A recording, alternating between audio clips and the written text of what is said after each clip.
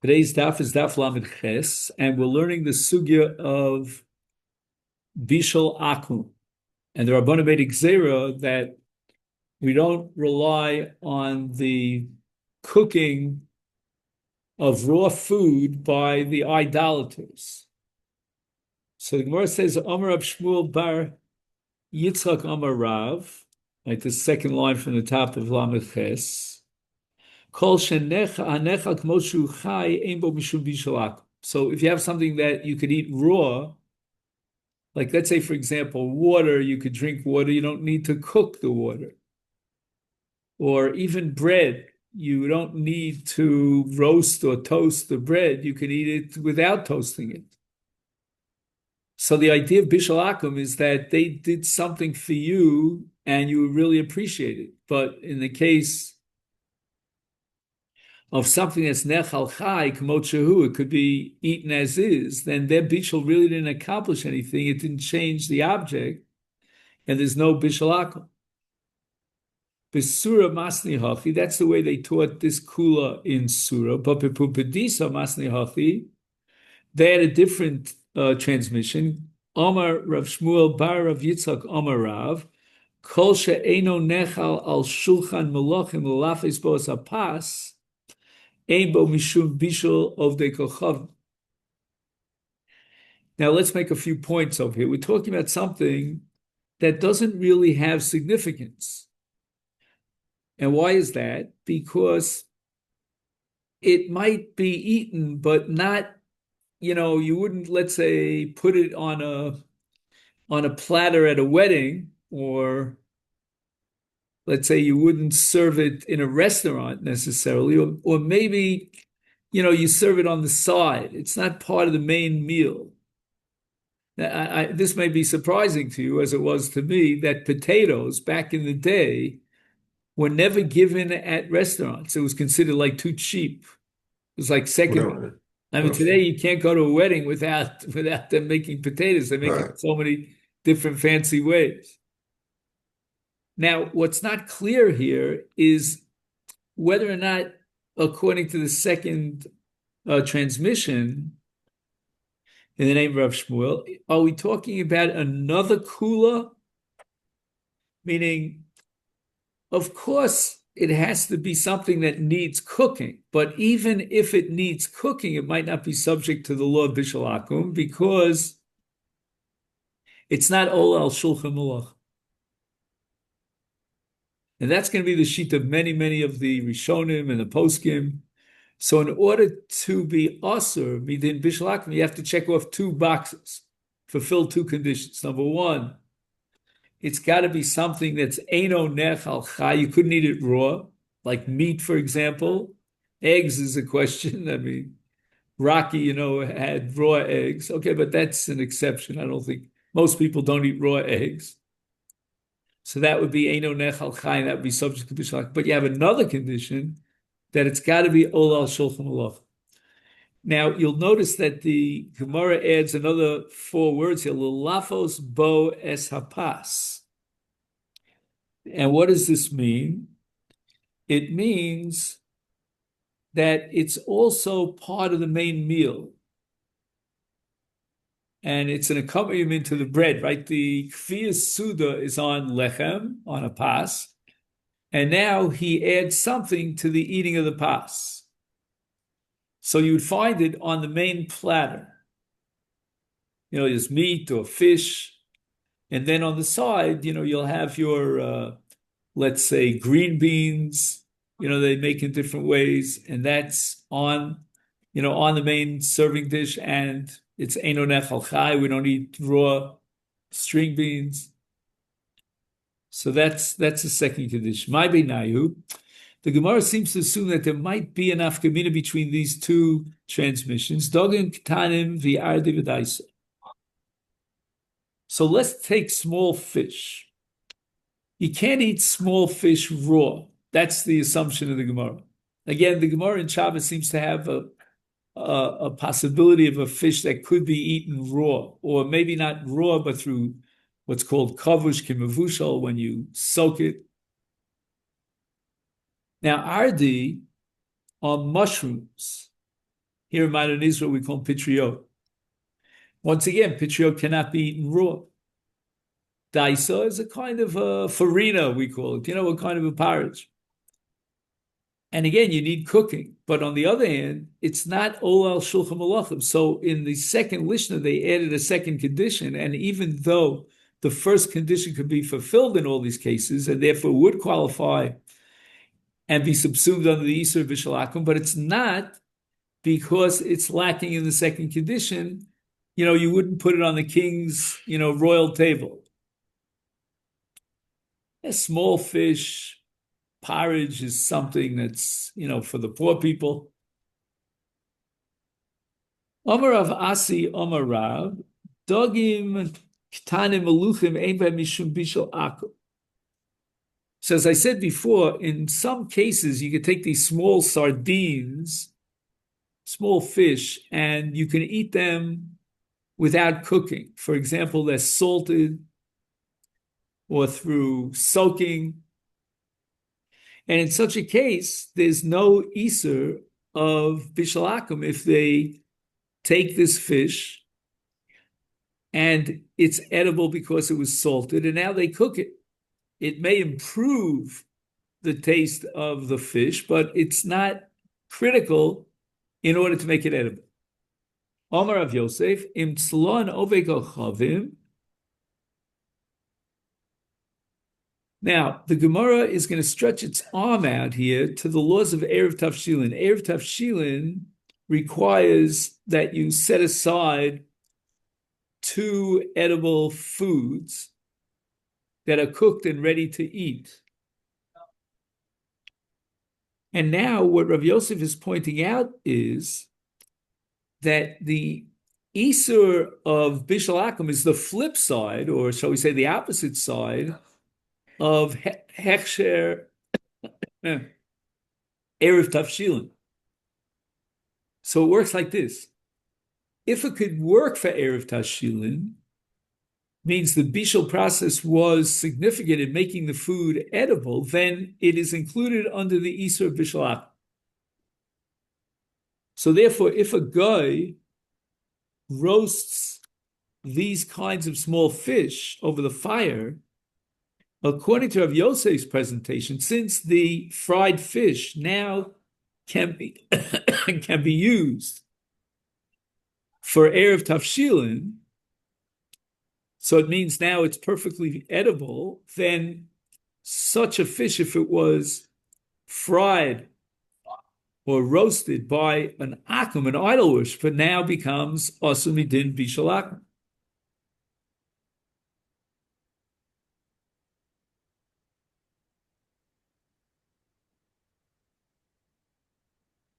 So the Gemara says pshita. Now, I found it difficult to say that this was pshita because this fish theoretically could be eaten raw if it was salted, but I think the Gemara is saying since it wasn't salted, then Basher Usham, in the present state, the fish is inedible. It only became edible by virtue of the fact that the idol worshiper roasted it on a fire. But Ma'odetema Harsana Ikar, this Harsana is not just pure fish, some sort of small fish, but rather they add certain ingredients like sauces and so forth and so on. And these extra ingredients are edible raw. But since the main element here is the fish, which cannot be eaten raw, therefore it becomes prohibited under bishul akum. Number 2, another element in this equation is that in this harsana business, this kind of a dish that was fried fish, not only did they add a sauce, but they also added flour, Flour. Now, the flour is something that you can't eat raw. Nobody eats raw flour. In fact, in Hilchas Brachos, there's a whole discussion whether you make a bracha on raw flour. So now you have two elements in this harsenal. You've got one ingredient, namely the sauce, that can be eaten raw, and therefore the akum didn't add much by cooking it. But you have another ingredient, and that's the flour, so that even if, let's say it's fish, even if you would add fish, and that fish could be eaten raw because it was salted, it's a small fish, nevertheless it becomes bishul akum because of the flour, and we consider the flour to be ikar. Ikar means it's the main ingredient. So the sauce is just an addition, but the main ingredient is the flour. Omar Bruna Omarav. Ovid kochavim shehitzitz sa'or ba'agam, kol chagovim sheba'agam asurin. So you have grasshoppers, and these grasshoppers are kosher grasshoppers, except for the fact that the idol worshiper lit a fire, and in a sense he fried all these grasshoppers, fried grasshoppers. So Rav Bruna says in the name of Rav, it's also, meaning there's an iser here of bishul akum, because it was fried. So Gemara say chidomi, I don't get it. If he couldn't differentiate between one grasshopper and the other as a result of the fact that they were all burnt together, so you can't discern what species of a grasshopper it is, if that be the case, why are you telling me that this was set ablaze and fried by the akum? Afil Yisrael Nami. You don't know whether you're eating a kosher grasshopper or a treifa grasshopper. Ella, from the fact that you mentioned that it was set ablaze by the akum, we have no choice but to say mishum bishuli akum. Nuki hai gavna miyasar. Is this really subject to the laws of bishul akum, the isur bishul akum? Amar not. Right, we have a statement here in the name of Rabbi Yochanan that hai ovikocham decharach reisha. Right, if he scorches the head of the animal or the fish, okay, we'll see what Reish Unya is in a minute, but you're allowed to eat it. And why are you allowed to eat it? Because the scorching process was not for the purpose of preparing the food to make it edible, but rather they scorched it in order to remove the hairs.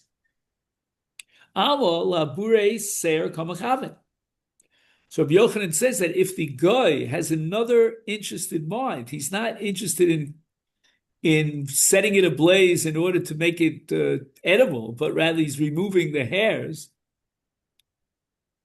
Well, let's say, for example, the akum wanted to burn, all sorts of stuff on the surface level of his field that are bothering him and preventing him from doing a plow job. Then even though he happened to, let's say, fry grasshoppers and make them edible, nevertheless, that's not bishul akum, because Rabbi Yochanan says that bishul akum requires that the akum have the intention to prepare this as a food. Is hachinami legluye adma kamachavin. So therefore, the Gemara says that he's only trying to remove things from the ground of his field. He's not interested in roasting grasshoppers. It happens to be that the grasshoppers are there and they'll be roasted. So he's not interested in cooking, and therefore it's not bishul akum.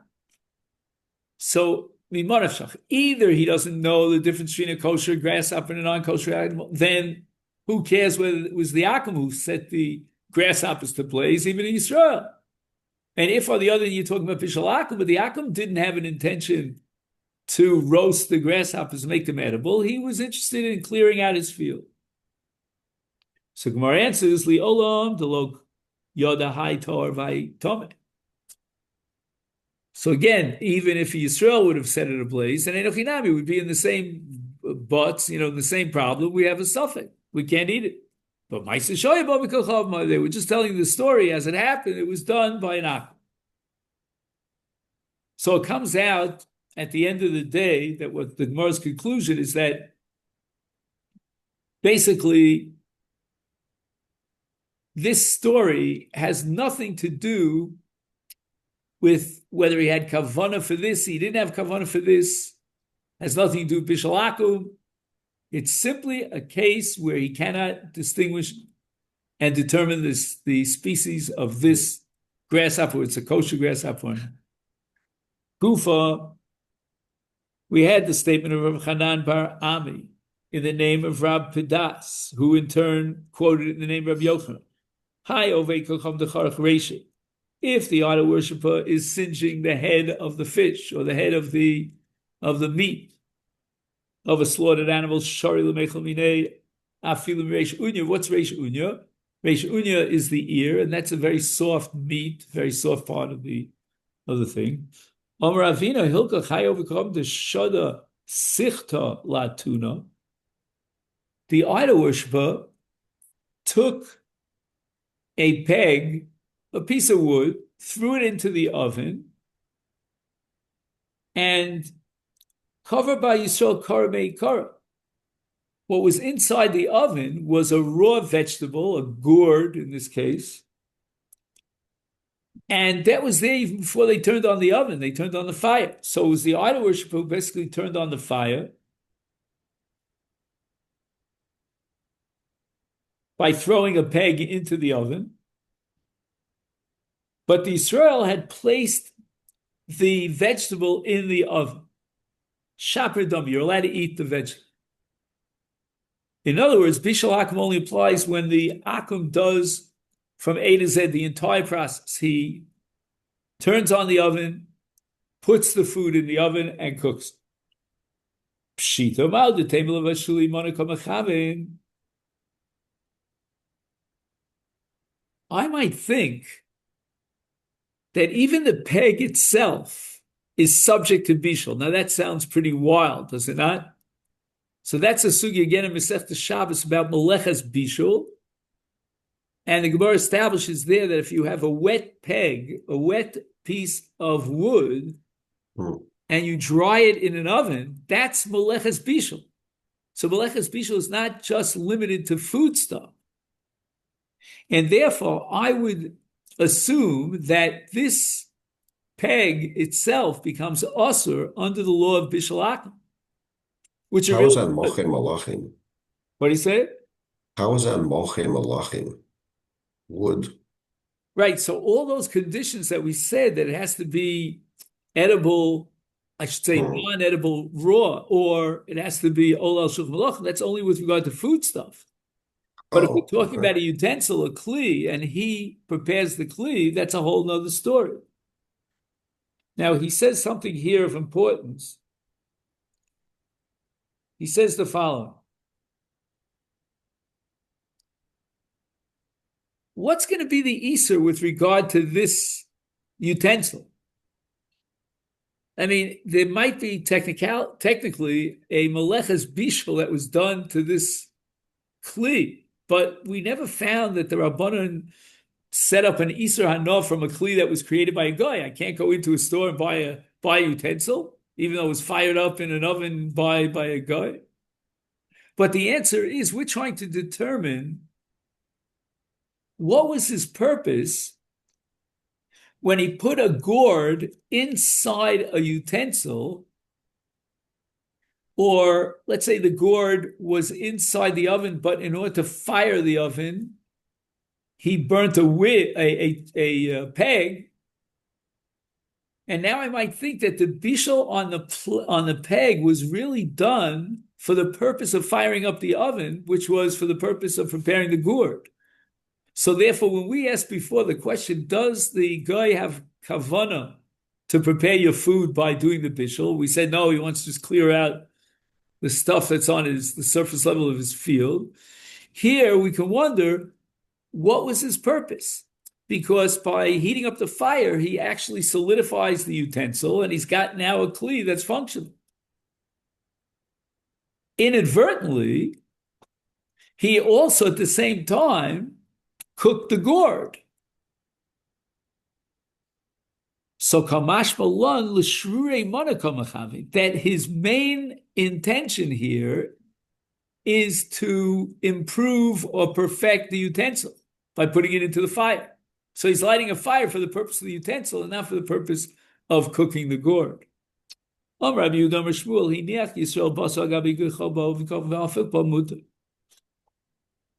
Now this is a major issue in Bishul Akum.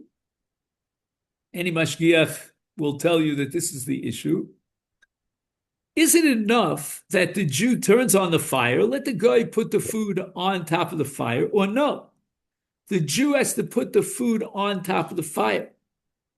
So Rabbi Yehuda Amar Shmuel is telling us that there are coals,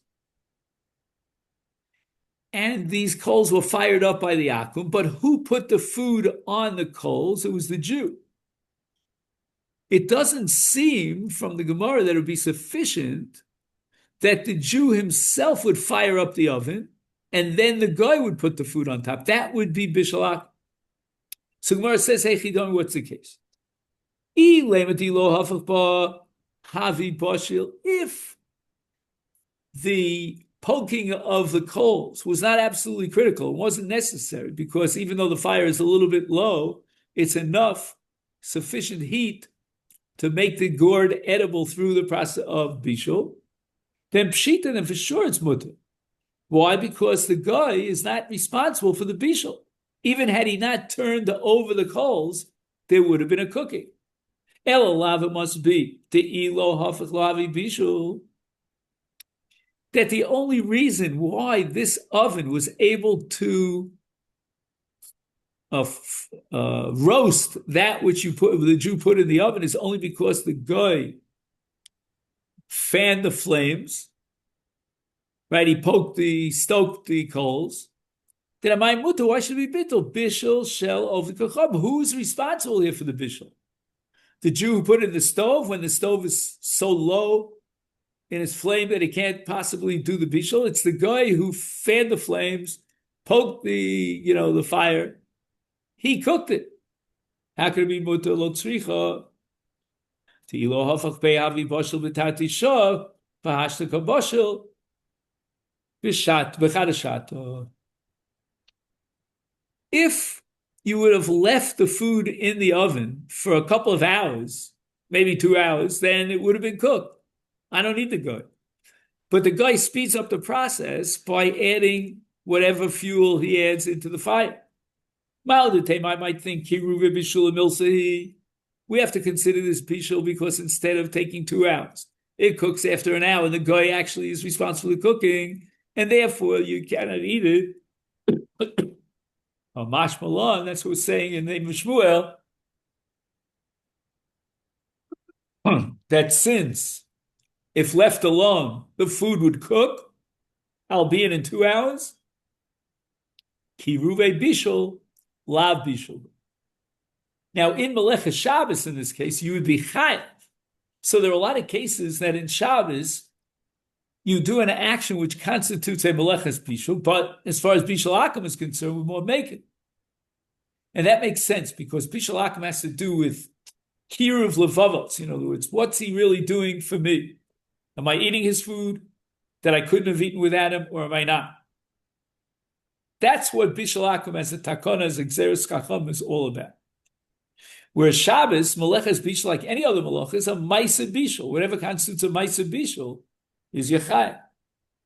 Gemara raises the following objection: Bamar of Hasi Rabbi Yochanan, another statement in the name of Rabbi Yochanan, Kol Shu K'Michael ben Josai, Ein Bo Mishum Bishul Akum. So this machlokes, what Michael ben Josai is, either it's half cooked or it's only 1/3 cooked. And now comes Rabbi Yochanan, he says that if the guy didn't start the bishul process from ground zero, from start, it was already partially cooked by the Jew, albeit it's only on a lower level. There's no Isur bishul akum.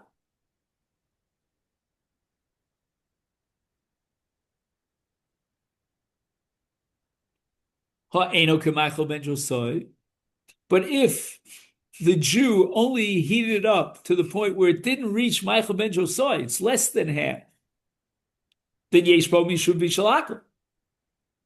Now, Rabbi Yehuda just said in the name of Shmuel that whatever the Jew does, even some sort of minute, insignificant initial action, that's a contribution to the bishul, and that's enough to remove bishalakel. So the Gemara answers, Hasam kigon the osve besilta. Silta is a basket, and there's partially cooked food in a basket. He took the guy out of the basket, the food, put it into the oven. So the very moment that the Jew puts the partially cooked food into a basket, at that point he's out of it. And he can't eat the food because it's not edible. He only started the process of bishul. So there's a new ma'aseh bishul that begins by taking the food out of the basket, that's food that's partially cooked, and putting it into the oven. Therefore, it's awesome midin bishul. Tanya Nam Yochiyar Brayso Menich Yisrael Basar Gabi Gecholim. The Jew put it on top, basar, he put it on top of the coals. And the truth is that if left alone, eventually it would cook. But the Ovikachom came and he fiddled with it, he poked it, he turned it so that it would cook immediately.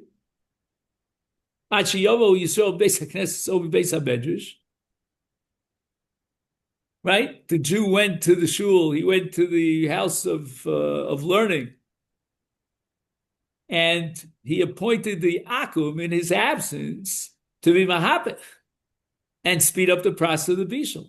There's no problem with this. And the reason for that is because what the Yisrael did by putting the basar gabi gecholim, it may take another couple of hours, but even if no one intervenes and there's no akum, it will be cooked. Similarly, shofeses isha kedera gabi kiro ubas overes kochavim umegisa. So a Jewish woman places her pot on top of the oven, and now the idolatress comes along and she stirs the contents of the pot. Big spoon. That's called megas, which is a pu'ula mi pu'ulas bishul. Interesting that the Jewish women went to the Beis HaKnesses way back. So again, why? Because before the guy came to stir the pot, the Jewess, in this case, had already put the pot on top of the fire, on top of the oven. And that's enough to get the process of bishul begun and remove the iser of bishul.